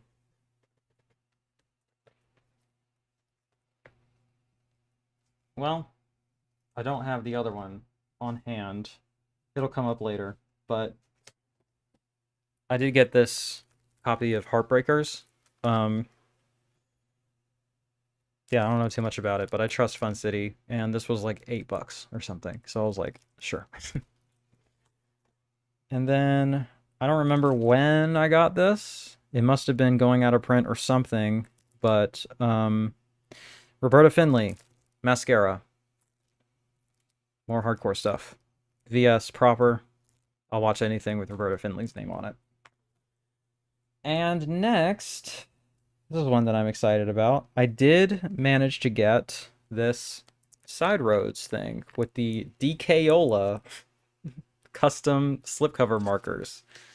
I've been waiting to watch this with people who can actually draw worth a shit, and then they can decorate this, because I can't draw to save my life. But I thought this was a cute idea, and yeah, I'm excited to see what we can get out of that art-wise. But there's the artwork for it. I've heard that this film is good, so you know, I'm looking forward to seeing it. Val in the chat, I want to watch it with you because you're good at drawing. Oh, and then here's my replacement disc for looking for Mr. Goodbar, which I still am not sure what to do with. Yeah, Val, let's do it. What are you looking forward to the most for VS sale at the end of the month? That's a good question. If they have anything that's like especially discounted, that would be cool. But I don't know if there's anything I'm trying to get necessarily. Maybe some of the stuff that is going to be on sale for the first time that I wouldn't have gotten in my subscription. Like anything 2025, maybe? I don't know that that's going to be recent enough, though. Yeah, I think I got to keep waiting for that. But we'll see. We'll see what it looks like. I believe this was another subscriber week purchase, Alien from LA. Excuse me. We do have reversible on this. I think I passed up on this it's been in a few subscriber sales, and it was just like cheap enough, and I was like, why not? I think. I don't know. During that same sale, Dogs Don't Wear Pants. I like this kinky slipcover. I think that's fun. And I know that my friend Annie Rose Malamit has an essay on here.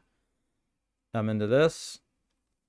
Yeah, I know that there's a Region B version of this, but this was very cheap. And I do love my friends at Yellow Veil Pictures. I call them my friends. I don't know them, but they do great work. I can't read that right now. It's too dark, but yeah, I've heard nothing but good things about this, and it's kink-centered, I think, so I'm into that. Next, I had been waiting for this to go on a steep discount because I knew that they weren't moving units of it, but Moon of the Wolf is a VSA. I got number 3909 out of 5,000. This is a really, really dumb werewolf movie. It's a TV movie, but it's fun, and I like it. I've seen it twice, actually, because it's just very easy to watch. Yeah, the reversible is just the back art. So, yeah, it's a dumb movie. Don't expect it to be that good, but I think it's fun, and I like it. So, that's Moon of the Wolf. Next is a movie that I love. I think that this is just getting low on slip counts, maybe? Or I wasn't sure if the standard came with the CD or something, but this is Sellout from Connie. I love this movie. It's so funny and it's so good, and the music in it is incredible. So I'm really happy to have the CD soundtrack. But yeah, this is like a really great anti-capitalist sort of comedy, absurd comedy. Lots of male nudity, which is nice. Malaysia is where this is from. So I don't know how many Malaysian comedies you've seen in your life, but Connie's doing the Lord's work, making them more accessible. There's your reversible, which is like not that great. I think I did just want this slipcover because it has a really nice artwork on it that I like a lot. So there's that. And then this was a subscriber week purchase, I believe. Oh shit. Did I just break this slipcover? I just broke the slipcover live, bro. I literally just like, okay, so it was like this, and I just straightened it, and it broke. So, that's unfortunate. I don't think this is a rare one, at least, but there's your broken slipcover for Tough Guys Don't Dance. I could just reglue this. It's fine. It's really not a big deal. I know exactly. Yeah, it just needs a glue strip right here, and it'll be fine. I'm sure some people, some real sliphead freaks, got an aneurysm on that one, but you know. Anyway, this is a really weird one that I've heard that has not sold well for them, but I know that like Sam Deegan and Justin LaLiberty have said that it's like one of their favorite releases they've ever done. So, and I used the reversible art because the other one is just this, but since I have the slip, I can have the reversible. So I'll have to set that aside to fix that. Okay, Connie is killing it with releases. They're great, dude. I would buy all their releases if I had infinite time and money, you know. That looks cool. What year was it released? I assume you mean Sellout. It's contemporary-ish, 2008. 2008, yeah. Next is another subscriber week purchase of a film that I love. This is Distant, Big World Pictures, who are super underrated. I don't think that they get enough attention, but this is a beautiful slipcover. Uzak is the name of the film in the original Turkish, I believe.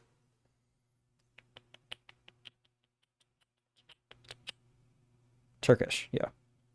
This is a pretty slow burn art house drama to reestablish my bona fides, my bona fides, as it were, that I am an adult and I can watch tough films. Yes, the previous one, something to do with capitalism and a lot of naked peeps. Cool. Yeah, that's Sellout 2008. Check it out. But yeah, this is a really beautiful film. I'm trying to remember what it's about. Let's see.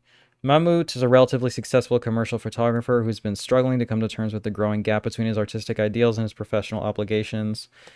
His yeah, and then his like brother or his like his relative like just comes to hang out in the fucking in his house forever and won't leave. Just kind of a film about general malaise, capitalism, you know, things of that nature. It's really beautifully photographed, very slow, very good stuff. Bilge makes excellent films. Is that the director? Yep. Nuri Bilge Ceylan. This is not his biggest film. I forget the name of that one, but this one's really good. Let's check that out. Next we have Madman. This is the 4K.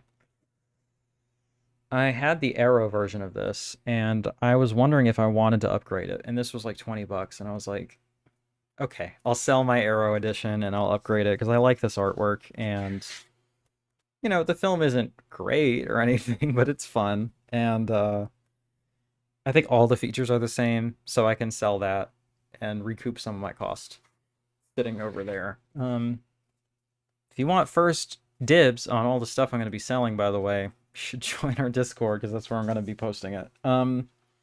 Yeah, Madman. It's a dumb slasher. It's a really awkward pool sex scene in it, or hot tub sex scene in it. Dumb movie, but I enjoy it. Man, how far we've come. I'm like looking at some of these purchases, like I would not have done that now, to be honest. Or you know what? Maybe for this one I might have. I don't know. This is the Flesh Merchant from Culture Shock. I bought this for two reasons. One, because all the Culture Shock stuff was going out of print, so they were like doing clearance prices for it, so like real cheap shit. And two, I love this Haunt Love slipcover. What can I say? I'm a sucker for Haunt Love. He sells the things. I mean, it's better than this artwork.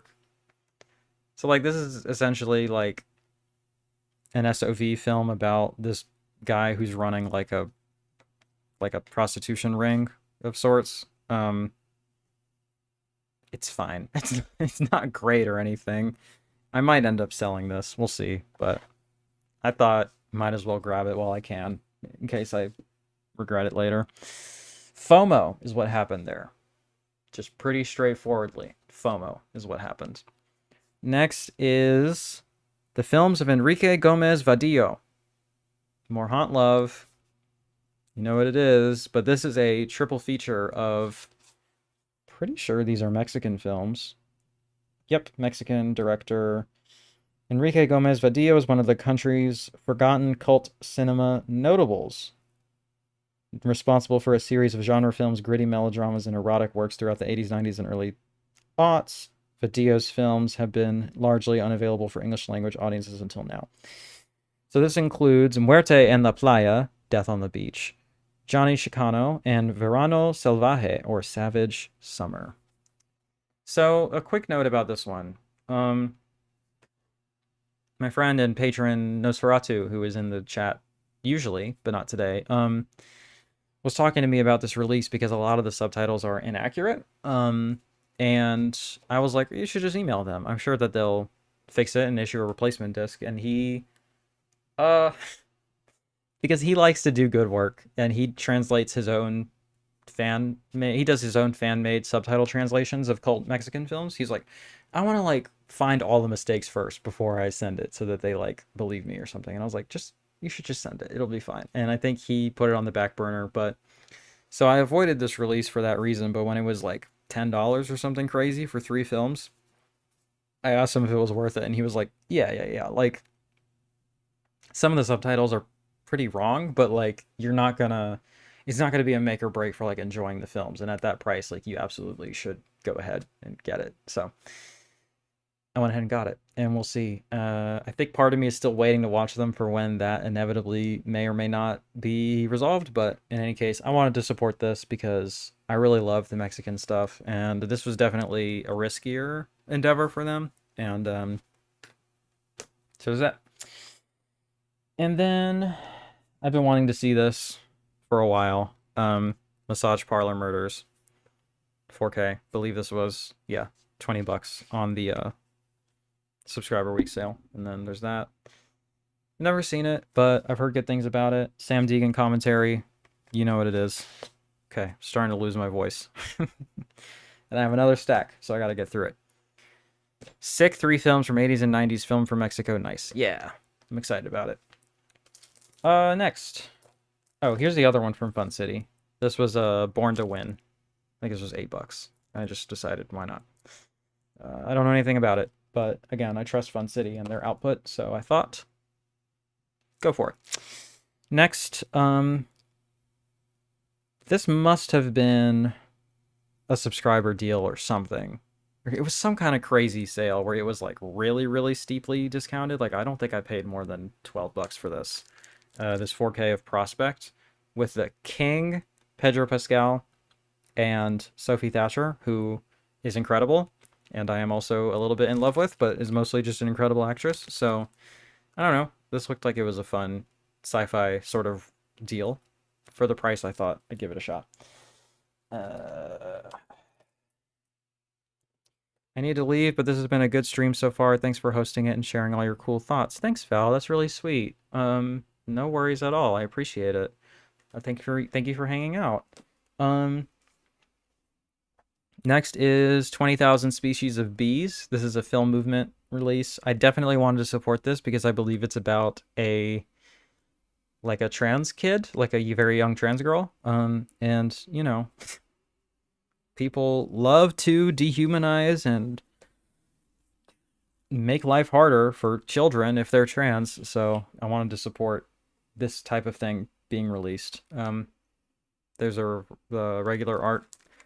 Haven't broken this one out of the plastic yet, but this is a Spanish film, I think. Spain, yep. So I am looking forward to checking it out, and I gotta say, I don't like the regular artwork for the film movement releases. I just don't like them. They're very just kind of... Oh, thank you, NA25. I really appreciate that. That is super kind of you. Hell yeah, dude. Let's go. All right, you have inspired me. You have given me the strength to finish the stream. I just dropped my phone out of excitement, but that's okay.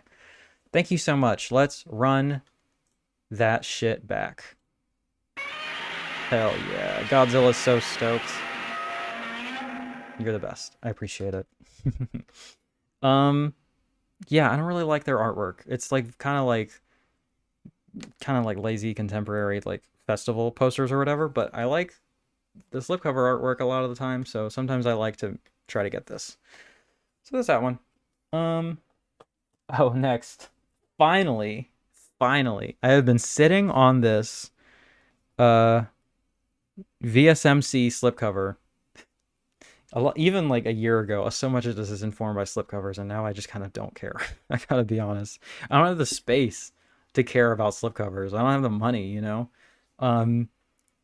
But I got this a while ago, and I had just been waiting to get the standard edition to put it in my slip, and Amazon had a really good deal, so I finally got the Blood Hook. And, you know, I like that artwork. I think it's pretty good. I like the reversible on it, too. Hold on. This movie's not... Yeah, I like that, too. This movie's not amazing or anything, but, I think about it. It's one that has stayed with me. So, I'm looking forward to having that in the collection and revisiting it at some point. Okay, next. I feel like this hasn't happened in a while, but for a while it felt like there was just a complete bloodbath on the partner label front, where so many labels were leaving. And so I was doing a lot of catch up on the clearance prices and stuff, but this is the Altered Innocence stuff that was leaving that I wanted to grab. First one is Name Above Title and Other Tales of Woe. I like that artwork. He's pointing. So that's fun, right? Ajalo Serial Killer Fever Dream. So this has 1, 2, 3, 4, 5, 6, 7 films on it, 6 of which are shorts. I believe this is a collection of Portuguese sort of gay movies, I think. Yeah. So, looking forward to that. Here's one that I didn't get with the slip. I honestly didn't like the slipcover artwork for this one that much, but in any case, this is The Hole in the Fence. I think that this is a sort of... What is the name of it? Lord of the Flies-esque sort of deal. Yeah,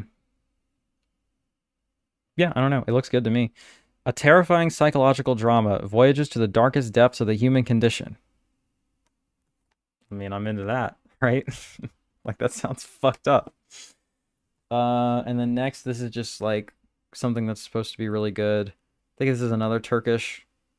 This is a coming of age thing. It's called Brother's Keeper. I think that this was a festival darling type of thing. But shout out Altered Innocence. Please support their releases now that they're on their own, because they're the best.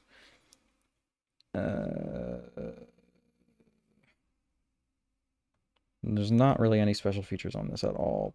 Yep, Turkish. Okay. But, yeah.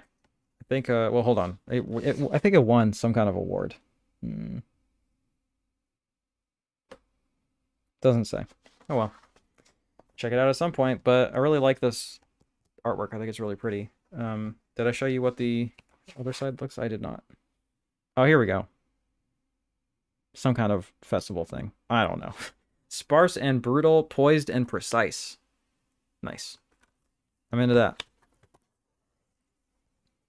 And then finally, for this little thing, we have Astrakhan. I dig this artwork. Look at that little lamb guy.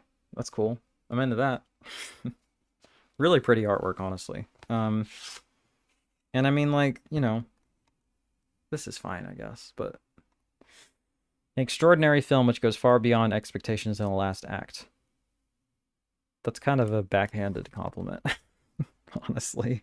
An unsentimental yet touching debut. A gripping impressionist rendering of the raw precariousness of youth.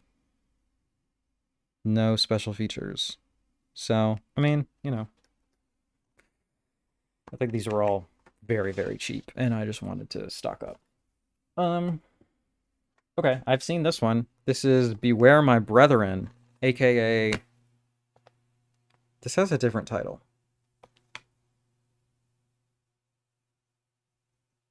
Somewhere. It'd probably show up if I pulled it up on Letterboxd. I don't remember what the alternate title is, but here's this. I chose the reversible, but the regular cover art is also really good. I had a hard time picking one. Beauty beware, you have a date with death. Yeah. This is, fun fact, Sam Deegan's very first audio commentary. At least for Vinegar Syndrome, but I think ever. So that's cool. This movie's amazing. It's really, really fucking good. This is about like a very fucked up like evangelical sect of Christianity where this guy is raised in, and he's just kind of like stuck at home and he's not allowed to see women and this, that, and the other. And it manifests in disturbing ways. It's a film that has a lot to say about religion and the one that I connect with and really enjoy. So this is out of print, which sucks, but it's really great. So if you get a chance to see this, or if you see it anywhere to pick up, this gets a full recommendation from me. Next we have Witch Trap. I've not seen this, but it was going out of print, so I grabbed it. Next we have Severe Injuries. This is notable for being a female-directed SOV film, which is fairly rare. So that's pretty cool. There's your reversible. Be Afraid, Be Barely Afraid. Yeah, this is this is about a serial killer who comes from a line of serial killers. Like, his dad was a famous serial killer, and so he's trying to live up to the good family name, but he's really bad at it. So it's kind of like a comedic SOV slasher. And he's like trying to like hack up these sorority girls, but he sucks at it. So this also contains a bunch of short films. Weregirl, Zombie Gone, 745 of the Dead, and Neck Up. They're of varying quality, but this was a fun film and I enjoyed it. So yeah. You know, maybe not your best starter film for SOV stuff, but I dug it. So if you're into that kind of thing, check it out. What was before the witchcraft movie? Sorry, I missed the name. It was Beware My Brethren, and it is also under a different title, which actually I'll go ahead and pull up now. Beware My... The Fiend is the alternate title, and that's what it is listed as on Letterboxd. It's under 1,000 views. It's pretty obscure, but I really like it.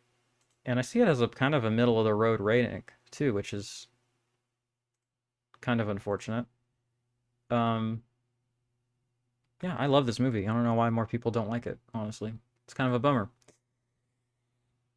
Next, this was another single press, and I think it is sold out at this point, but if you can track it down, it's certainly interesting. This is the Rock-afire Explosion. Who put this out? ACFA. Friends at ACFA. this is a documentary about. And there's your reversible art. 72 minutes. And then there's some fun special features. The Rock-afire explosion is a true story behind one of the strangest pop culture phenomenons. That would just be phenomena, but that's okay. You're so fast, I'm at work. LOL, cool, thanks. I do talk fast. I apologize, and I am kind of running through these.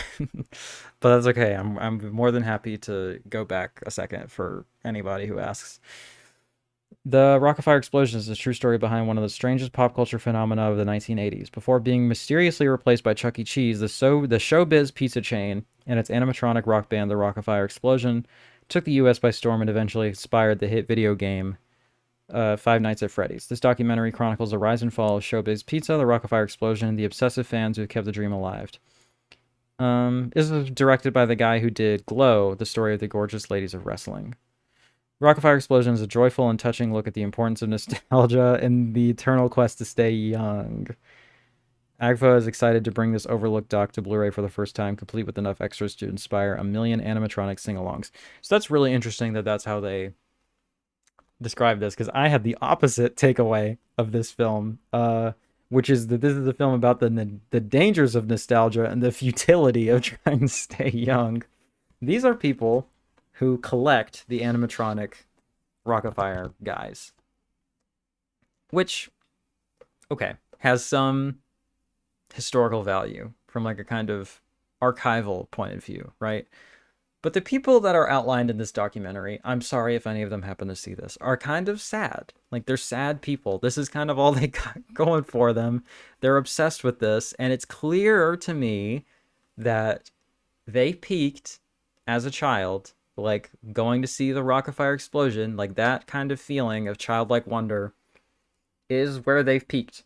And they just, rather than trying to find that in new things, rather than trying to, I guess, live life in such a way that inspires those feelings to come about in fresh ways, they choose to kind of live in nostalgia. And I am of the opinion that nostalgia is inherently fascistic and not good in and of itself. I think it's okay to engage in it as long as you understand what you're doing, but I think nostalgia is the gateway to the kind of make America great again mentality. And I think that the illusion, the logical fallacy that things were better in the past, that things were better when you were young, pretty much exclusively leads to bad outcomes and kind of demotivates people to create better futures for themselves and others, right? And again, I don't want to be like a bootstraps person. I understand that these people also, they don't have a lot going on because of capitalism, because of their material circumstances. But I don't know. It's just sad to me that rather than, I don't know, to just kind of see their entire lives be like, oh man, it was really awesome when I had like this one brief reprieve from life as a child, going to Chuck E. Cheese or whatever, Showbiz Pizza or whatever, right? I don't know. I thought it was sad. It made me sad. And, but that's not to say it's a bad experience or anything. I thought it was interesting. I mean, it brought up all of those feelings and kind of philosophical ideas, as it were. You're spitting. Thanks. I'm trying. Yeah. I think nostalgia is a really, really tempting on-ramp to fascism. It's something that we all kind of engage in and we all kind of like to indulge in. It's a positive, comfy feeling, but yeah, for the reasons I've outlined, I think it's dangerous and I think it needs to be engaged with responsibly, right? I think we need to be aware of these things. I saw the TV Glow. It was a really good film about these ideas. More out of print stuff. Decoder. It's got a frog on it. I'm into that. There. That's the extent of my thoughts on that one. You know, I like the VS art for it too, which you can't see worth a shit, but this is just a weird frog, and you're not gonna top that, right? So I'm into that. I think this is like a music synth pop thing. Oh.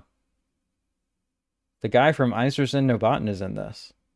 That's sick. If you've never heard that band, you should check them out. Some of the industrial pioneers. Great stuff.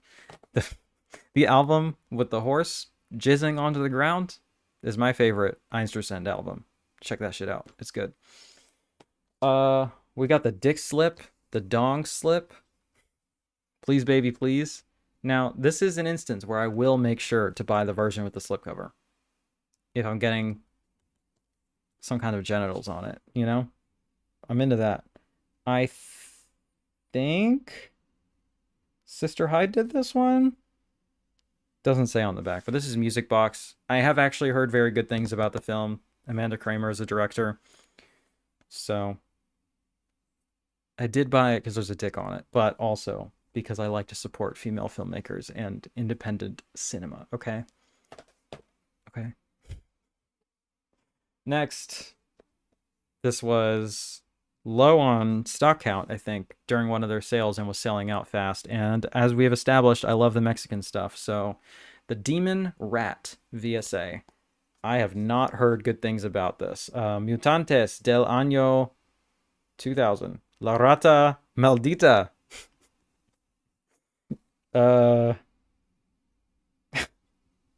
Ruben Galindo Jr. Yeah, I don't know. Killer Rats, Mexican filmmaking? I don't know. How bad can it be? Right? Those are some famous last words when I put this in, and it's complete trash. But you know what? I'm willing to give it a shot. Next we have Perfect Strangers. This is... I can do it. What's his name? Off the top of my head, he directed Q. He directed It's Alive. He directed God Told Me To. Larry Kent? Larry Cohen. I was so close. But this dude is a goat. He does really great, thoughtful genre films, and this was going out of print, so I wanted to make sure I got it. And there's your reversible. Yeah. That's that. I just really love this director, so I wanted to make sure I got this, but I haven't seen it yet. Another instance of that exact thing, plus I wanted the slip because I don't like the standard art. That Most Important Thing, Love, Andrei Zulawski, director of the aforementioned Possession. There's some great artwork here and some great other artwork here. This is Film Movement Classics. This is 007B. That's weird. What is A? Because this wasn't part of a double bill, as far as I'm aware. I mean, like, that artwork is lame. I'm sorry, but it, like, Film Movement just does not hit with their artwork. So I guess they are incentivizing slipcover purchasing. Jeff, thank you for being here. Perfect Strangers was a great film. Well, I'm excited about it. Okay, team, we did it. Over 2 hours. One more. The last one is one I have also not seen, so it should be quick. Pale Blood. This was going out of print, and it's vampire shit. Easy sell. Wanted to check it out. I like the reversible art too. That's like some Cocktail Twins shit.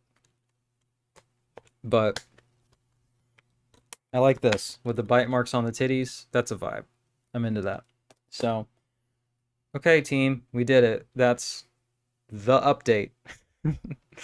There's one more part to this that will come next week, I think. Actually, I'm going to be out of town next week. That's a good time for me to say that. I'm going to be out of town next week, so we'll figure something out.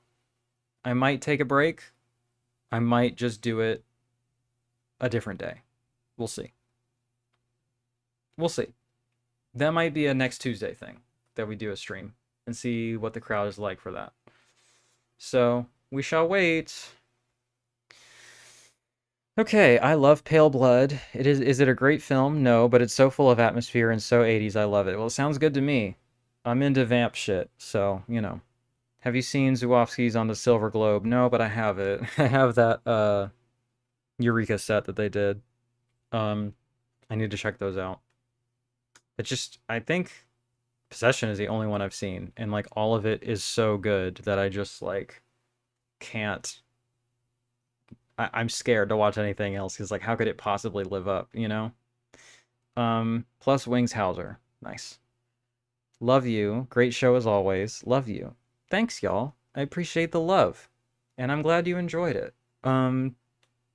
Yeah. I guess we will do our tip runbacks. And if anyone wants to pull through the last second, that'd be pretty cool too. But we have done it. I'm going to chop this up for the YouTube channel, as I will for my other streams at some point. But let's run it back. Ragnar Hadeen, thank you. You're the best. I appreciate it. And NA, you're also the best. I appreciate it. Thank you. Okay. Should I go see Emperor tonight? Let's see. What are the tickets at? Let me grab my phone again.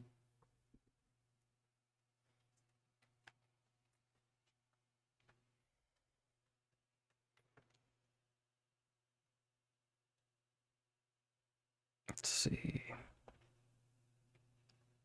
Can I go with you? Yeah. Do you want to?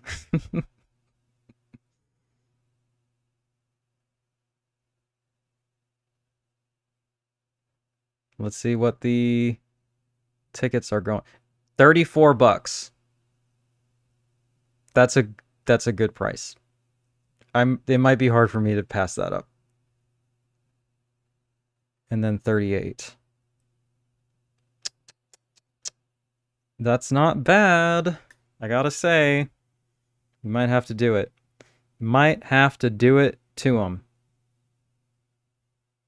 I don't know. I don't know. Thank you. What's it for? Emperor is playing in the Nightside Eclipse in DC tonight. So I'd have to drive up. And I'd have to leave pretty soon. But I mean, I feel like they haven't played the US before this. I mean, I think they did a one-off here, but this is their first US tour, I think. So I'm like, I feel like I should go.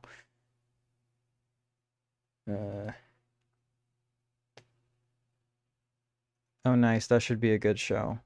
Yeah, I hope so. We'll see. Support them. Do it. Well, they have just not long tours. Yeah, I think this is their first proper tour. Yeah, I'm thinking about it. I am thinking about it. Because it's going to be the like $35 plus gas. So, yeah. Probably like closer to 50, something like that. I am tired. I am tired. We are going to Napalm Death tomorrow in Detroit. Hell yeah, I know you're a big fan, so that's exciting. If they were playing anthems in their entirety, I would be all over it. They did that in New York City, like, last year before maybe? But it wasn't like a full tour. Yeah, I like them both about the same. Nightside Eclipse and Anthems, I think, are about neck and neck. But I know that they're playing a bunch off of Anthems tonight. This is not just the one album.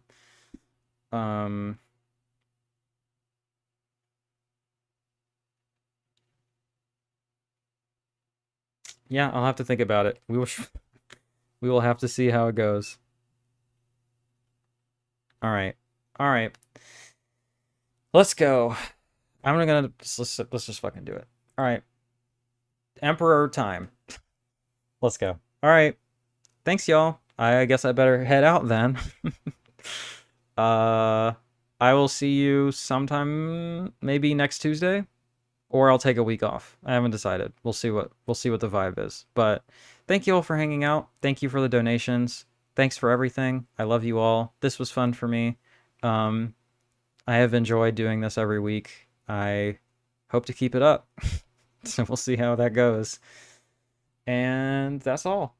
Thanks. let me, oh, for sure, go buy The Savage Hunt of King STAKH. Let me know, and let Dev Crocodile know that I sent you. That would be dope. Okay. Thanks, y'all. I love you.